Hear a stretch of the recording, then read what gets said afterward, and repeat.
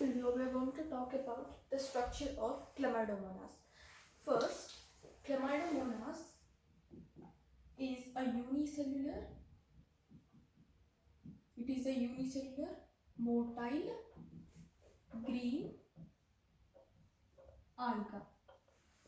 Unicellular means it is made up of one cell. Motile means it can move. So this is about Chlamydomonas. It's unicellular and motile green alga. Now we are going to talk about the structure of Chlamydomonas. The shape of Chlamydomonas is usually an oval or a droplet-like. It's more or less like a droplet-like. So it's like this and it's pointing towards the end. And this is called apical papilla. So it's pointy or a blunt towards the end, and that is called apical papilla.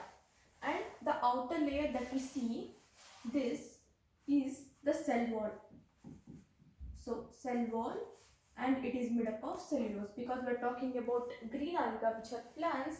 That's why the cell wall is made up of cellulose. Okay, so this is apical papilla and cell wall. Next, inside this, so if you are thinking that this is cell wall, just inside this cell wall, just inner to it, the cell wall, there is this plasma membrane or the cell membrane. So this gives the structure to the cell. This is the plasma membrane or the cell membrane or biomembrane. Next, if you remove this cell wall, so imagine that you have removed this cell wall, and the thing that is remained, the thing that is left over, that is called as protoplasm. Protoplasm means a cell without cell wall.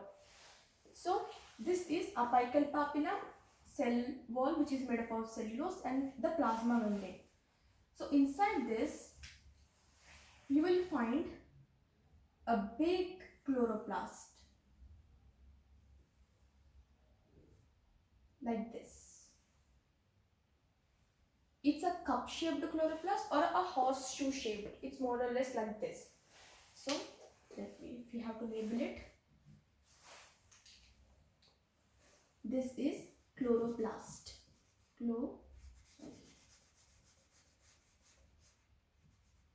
Chloroplast. There is a single chloroplast, only one of them is there, and it is cup-shaped or horseshoe-shaped. Big chloroplast. It occupies almost 50 to 90% of the whole cell. And we have the peripheral cytoplasm. Peripheral cytoplasm means the cytoplasm found towards the end, towards the periphery of the cell. Next, after this, so we have looked at the chloroplast, which is cup-shaped or horseshoe-shaped, and in middle here we have a small nucleus, a spherical shaped nucleus. So if we have to label this also, this is the nucleus present here. Next, after nucleus, we have two basal granules here at the tip. Near the apical papilla, we have the two basal granules, and from the basal granules,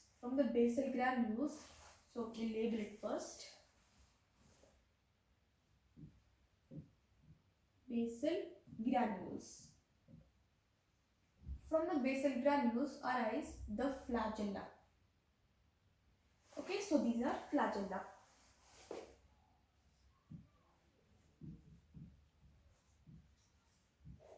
And these flagella, so these flagella are two of them. So there are two of the flagella and they are equal. Now when they are equal, we use the term acronematic, and they are whiplashed. What is the meaning of whiplashed? Whiplashed means they are blunt and they become tapering towards one end. So this is about flagella. Next, just below the flagella, we find two contractile vacuoles like that. We find two contractile vacuoles, and the function of contractile vacuoles is they help in excretion and osmoregulation. Now, these two basal granules are attached to each other like this, and one of the, so I can use different color for that. So they are attached to each other, and one of the basal granule is attached to the nucleus like this.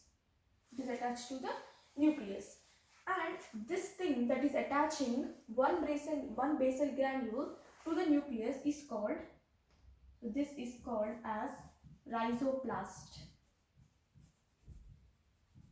So rhizoplast attaches one basal granule to the nucleus.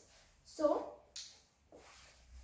next, here we have the chloroplast, and after, just above the chloroplast, we have one eye spot. So we label it. It is called stigma or eye spot, and the function is to perceive or to detect the light. This is eye spot. Next, in the chloroplast, there is a pyrenoid.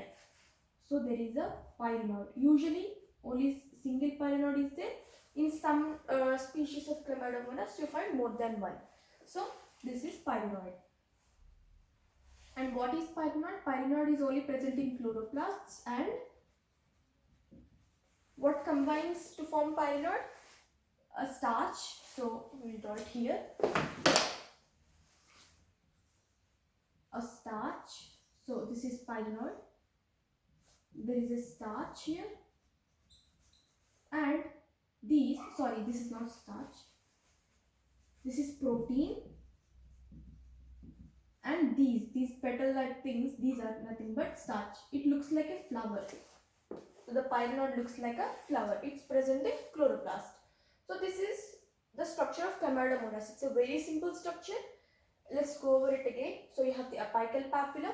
Next you have the cell wall, which is made up of cellulose. Then plasma membrane. Then if you remove the cell wall, the thing that is remaining is called as protoplast. Then cup-shaped or horseshoe-shaped, cup-shaped or horseshoe-shaped chloroplast. Then you have peripheral cytoplasm, the cytoplasm which is present at the periphery of the cell. Next you have the nucleus, which is present here, a spherical nucleus, and two basal granules, and they are attached to each other, and from the basal granules arise the two flagella, and there are two of them. They are equal. We use the term acromimatic for that, and they are whiplashed. And two basal granules are attached to each other, and one basal granule is attached to the nucleus, and that is called rhizoplast. And we have looked at this as well, the stigma, eye spot. It detects or perceives light.